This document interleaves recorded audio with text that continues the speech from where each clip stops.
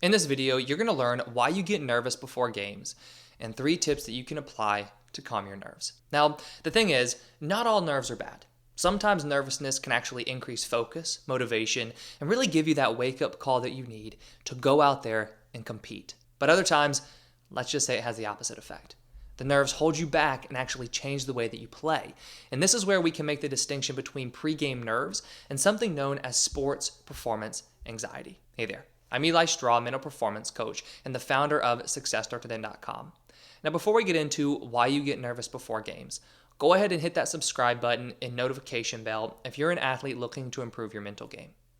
If your nervousness negatively impacts the way that you play and has grown into something that you fear, then we can go ahead and categorize it as sports anxiety. That's the main difference between sports anxiety and nerves. Pre-game nerves will be less severe and will actually increase your focus and excitement to play, while sports anxiety is more severe and will cause you to play tight and timidly.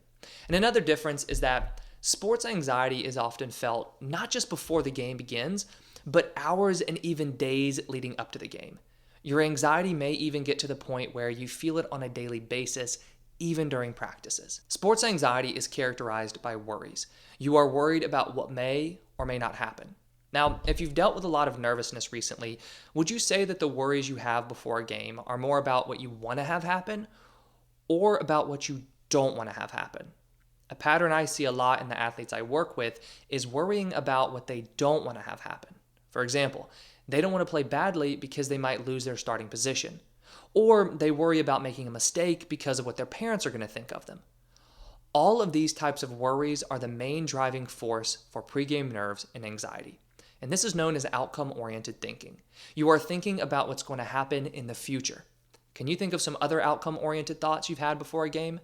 What about wanting to score a certain number of points or get a certain number of hits or catches?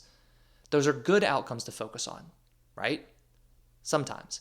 But not so much if you're dealing with anxiety. While outcome-oriented thinking is the main driving force for anxiety, it's really the way in which you think about the outcomes that leads you to worry. This is why anxiety is seen a lot in highly skilled athletes, because they expect themselves to play a certain way, and so then they worry about how frustrated they'll feel or what other people will think of them if they don't play well. Or, better put, if they don't play up to the level they expect of themselves, which more often than not is going to be perfection. So does this mean if you want to play without anxiety, you have to give up all of your goals and not care how you play? Absolutely not. What it does mean, though, is that you need to change your expectations and what you focus on and think about going into games. And the best part about this is when you stop worrying about the outcome, you give your attention to the small details that are actually going to give you a better chance of getting the outcome that you want. So really, by letting go of the expectation to play perfectly or reach outcome-based goals, you are giving yourself the best shot of reaching those expectations. Knowing worrying about the outcome and thinking about how you'll play is driving your nerves and anxiety before a game. What can you really do to manage this? The approach that I use when working with athletes is a strategic one, where we focus on 3 key elements: accepting your nerves, relaxing the mind, and narrowing your focus. So step 1 is we're going to focus on accepting your nerves. Now, why would you want to accept your nerves if the whole goal is to get rid of your nerves? Well, it all has to do with your focus. I want you to try something with me. Picture an orange. Really see the orange in your mind. Now, I want you to keep repeating to yourself, don't think about an orange, don't think about an orange, don't think about an orange. You were thinking about an orange, weren't you? How come? Weren't you trying to tell yourself not to think about the orange? Yes. But even though you were telling yourself not to think about the orange, by repeating orange, you were still thinking about an orange. The same is going to be true with your nerves and anxiety. How many times have you tried to talk yourself out of being nervous? This is something that I used to do a lot when I was playing because I knew how badly I played whenever I felt anxious. But the truth is, you cannot will your anxiety away by trying to focus on it. You can only get rid of it by changing your focus. And the first step of which is accepting the fact that you're feeling nervous. You can do this by observing where in your body you feel the anxiety, and then also just by talking to yourself and telling yourself that, it's okay you're feeling nervous, you accept it, and it's time to move on and focus on the game. And so step number 2 is you're going to work on relaxing your mind. When you are feeling anxious, your mind is racing all over the place and thoughts are often really going to be hard to pinpoint. It can feel like your brain is moving 1,000 miles a minute. And so what we want to do to help reduce these racing thoughts and then also the physical symptoms of the nerves, such as, your racing heartbeat and your shaky hands, is that you want to work on relaxing yourself.